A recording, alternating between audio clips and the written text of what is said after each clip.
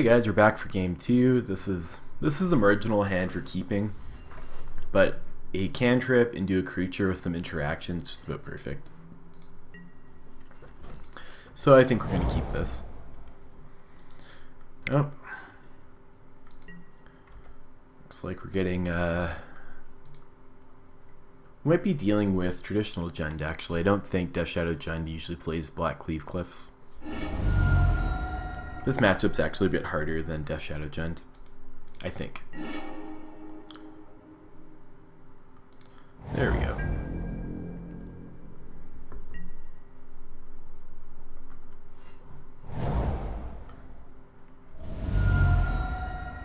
The Grape Shot gives us a bit of insurance against Dark Confidant here, which is nice. Not so good against Armagoyf, however. Yeah, our Baral's just gonna die if we cast it here. I'll take a Ritual. Ideally, he'll tap out for a Lilion and we'll have a chance to win next turn. Or at least make a bunch of goblins or something.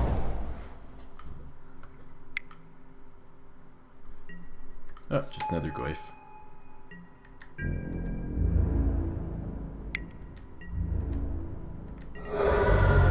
He's almost certainly holding up a Lightning Bolt or a Fatal Push. But fortunately the Goyfs are pretty small right now, so I don't feel a lot of pressure to do anything.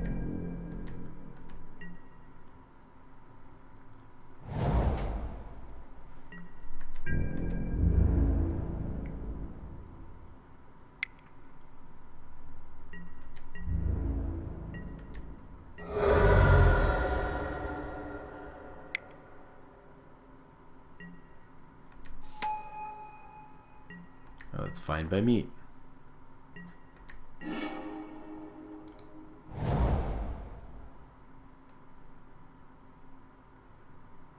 I think we can safely wait till his turn and gifts at the end of his turn. The only thing that's going to burn us is if he has two Lightning Bolts, because that'll put an instant in the graveyard, pumping the Goyfs to 3/3s. 3/3s plus a bolt puts us to 9, minus 2 is 11, puts us to 1 life. But you know what, we can deal with 1 life. Yeah, definitely has a push now.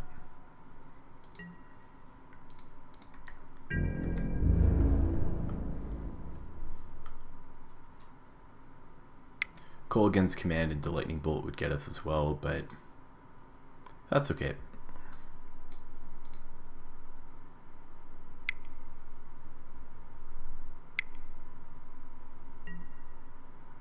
Yeah, there's the K command.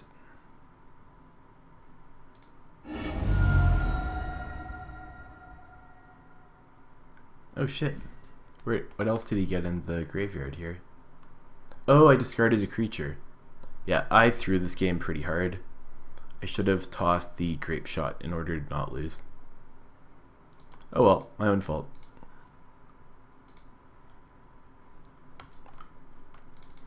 Okay, in sideboard games, we cut the remands, we add more Empty the Warrens, we add Leyline of Sanctity.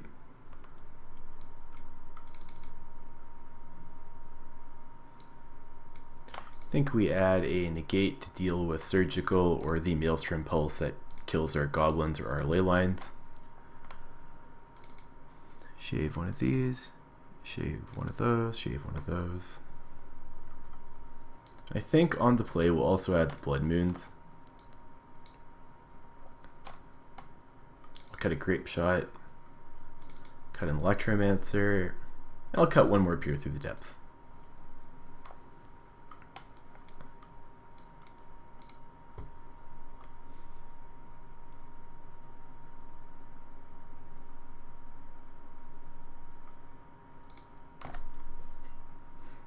Yeah, our opponent's giving us a bit of lip. Yeah. So if you guys are wondering if I only show the videos where I'm doing well in the league, I hope this shows that I'm kind of just posting whatever I record. Oh man.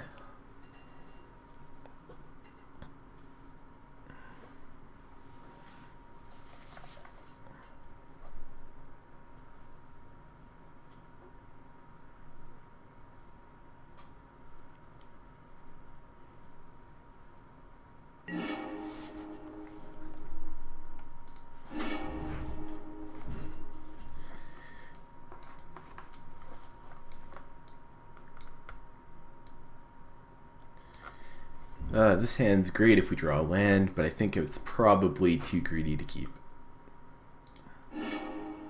There we go. That's the kind of hand we want. I'll put that on the bottom.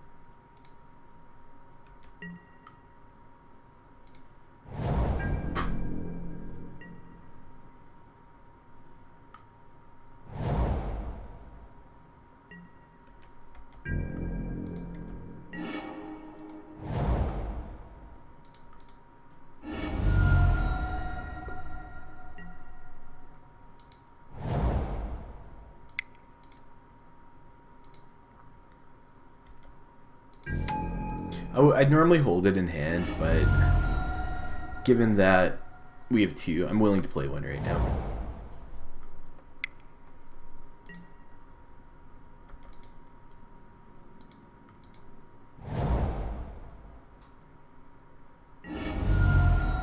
And this allows us to have a much better chance of casting Blood Moon next turn. Creature? Yeah, creature. Hey, this worked out pretty good.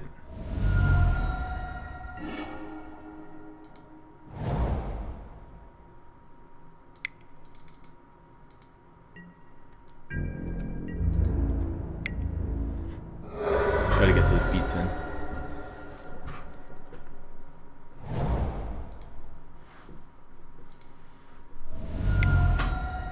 Go against command, I think. Making himself discard? Yeah, probably just... Oh, Fulminator. Interesting. Not very useful against this hand, though.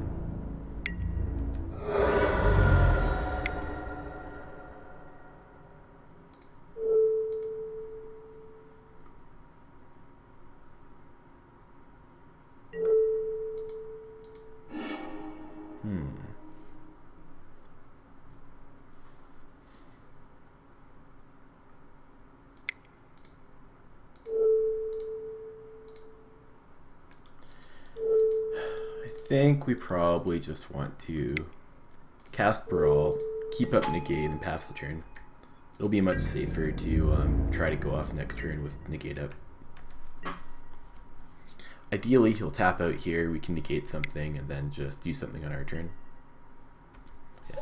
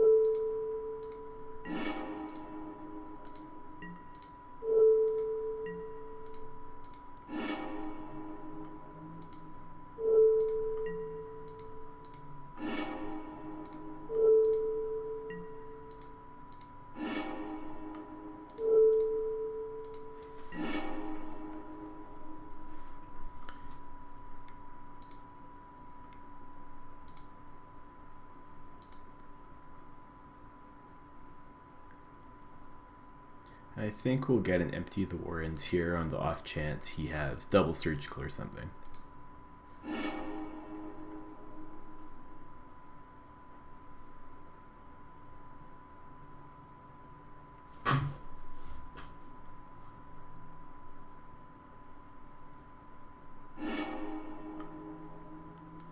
Doesn't look like it. Okay, Blood Moons are worse on the draw, not to mention the fact that he'll probably fetch a bit more carefully. Add back a Peer Through the Depths.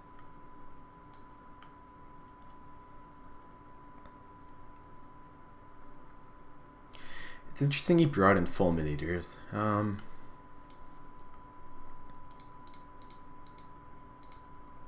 would probably just want another Electromancer.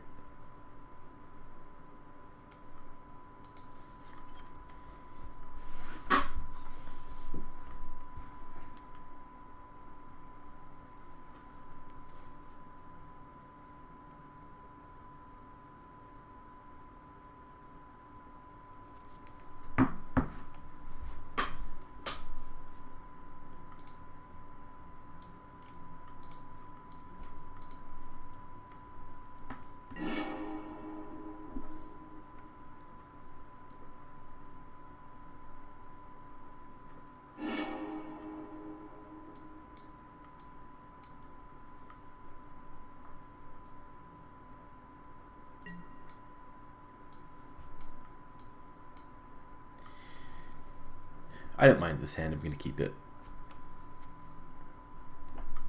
Especially given our opponent mulliganed.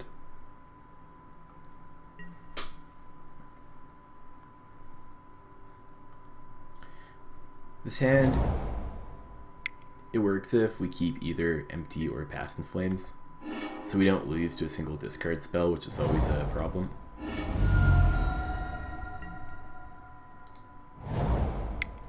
Again, we get the basic island to kind of scare him about the risk of running into... Yeah, we like both those cards. To kind of put the fear of Blood Moon into him, even though we sideboarded them out.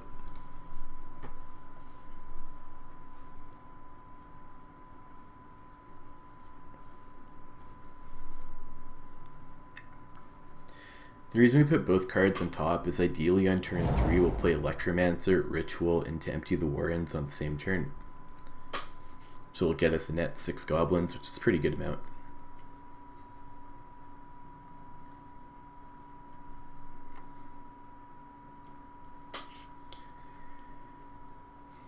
This is where our opponent's in a tough place, because if he's afraid of Blood Moon next turn, he ideally would get a Stomping Ground or a Blood Crypt here, so he has access to red and double black for Liliana.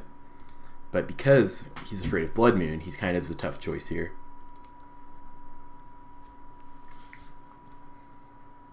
It won't necessarily matter, but I feel like the threat of Blood Moon forces our opponents to play suboptimally when it comes to fetching, which in any three color deck can end up being quite an advantage. Our opponent lost his connection to the game. Hopefully he'll be back soon.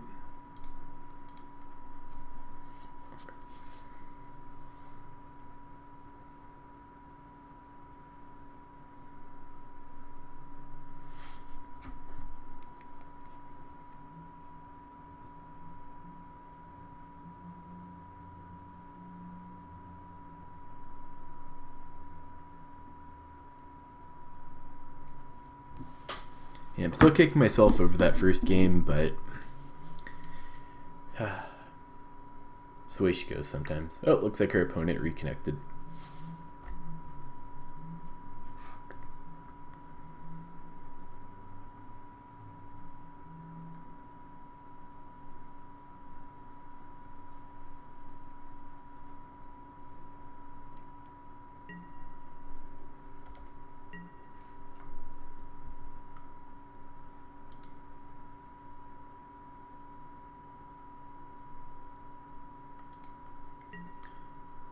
Looks like our opponent has a pretty removal heavy hand.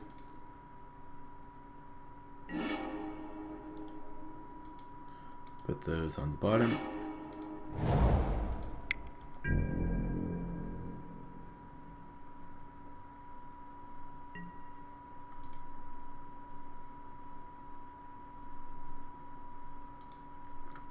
So I can't imagine our opponent keeping a hand without a creature, a 2-drop, or a discard spell. Yeah. A little late for that.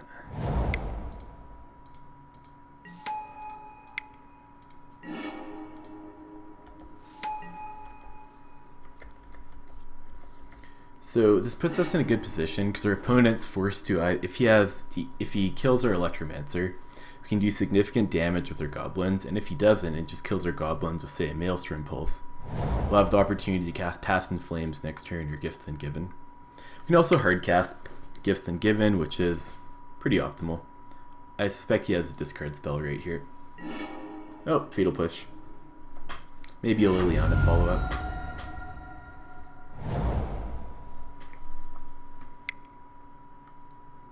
Yeah, Liliana.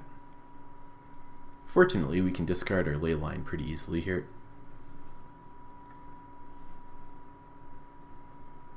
Or not, I guess. Oh, maybe it's Maelstrom Pulse. Yeah, that's what it is.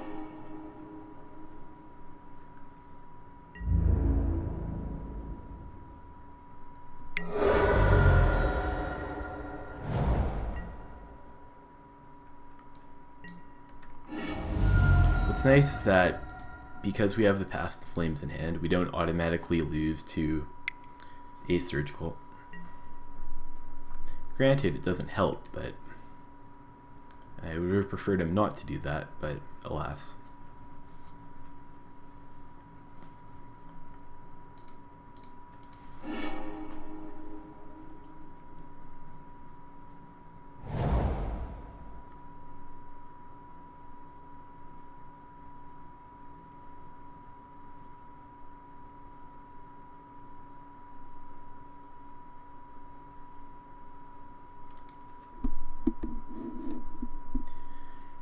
I'm wondering if our opponent's thinking about cracking the Bloodstained Mire to attack. Oh, he can't attack us with Ravine this turn.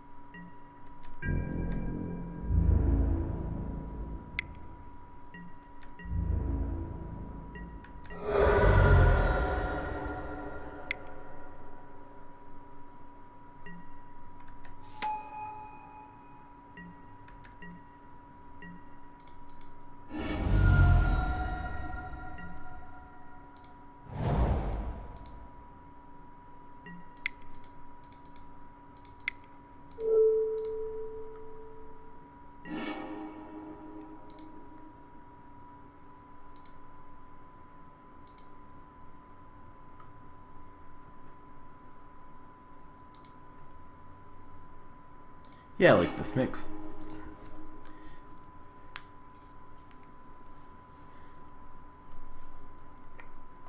I could have included a land in the pile, but we're more likely to just draw one, and that helps us go off more easily.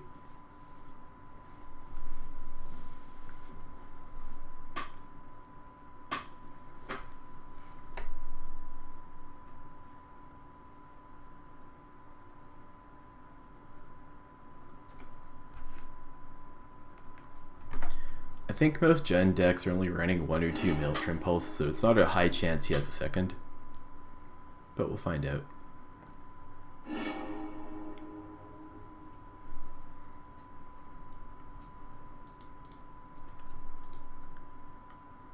might be thinking about surgicaling something here.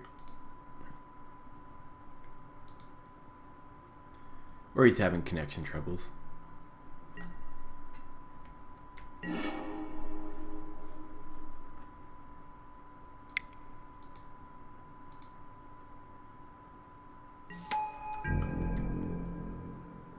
We're just going to pass here, because if we cast this and he dies in response, it's not very helpful for us.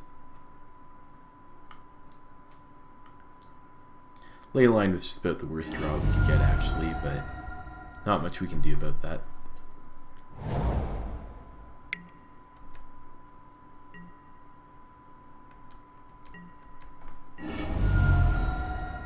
Oh, there's Liliana.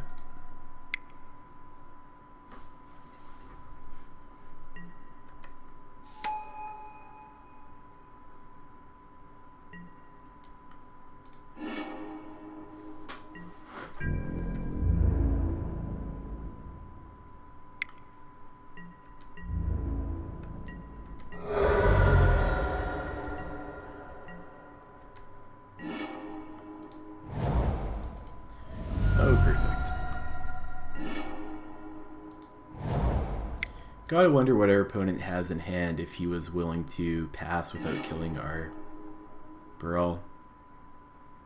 Maybe he has Collective Brutality or something.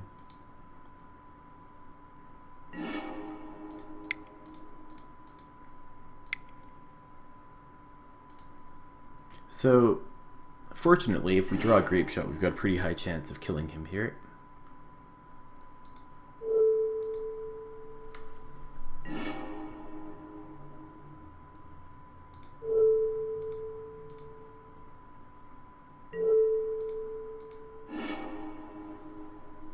Well, that's no good. I think it's a bit risky to try to cast Gifts and Givens. We're just going to dig with some Serum Visions, I think.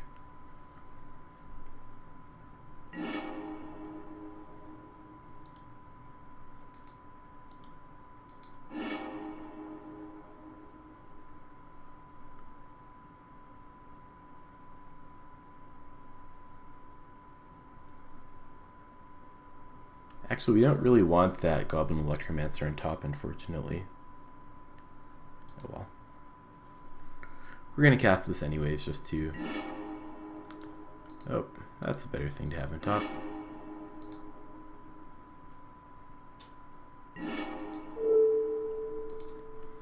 I suspect our opponent has some sort of hate to get rid of our goblins here because he didn't have a surgical, he didn't remove our guy main phase.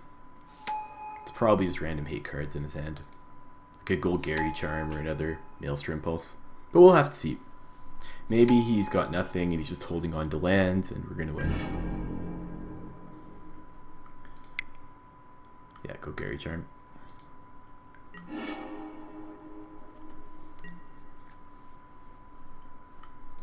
On the bright side, that slowed him down as well. Oh, and we're dead. GG's. Yeah, this game was close, and we threw the first game, so we probably deserved to lose this one. We didn't really see if Peer Through the Depths was better than Merchant Scroll here, because we mostly sideboarded them out.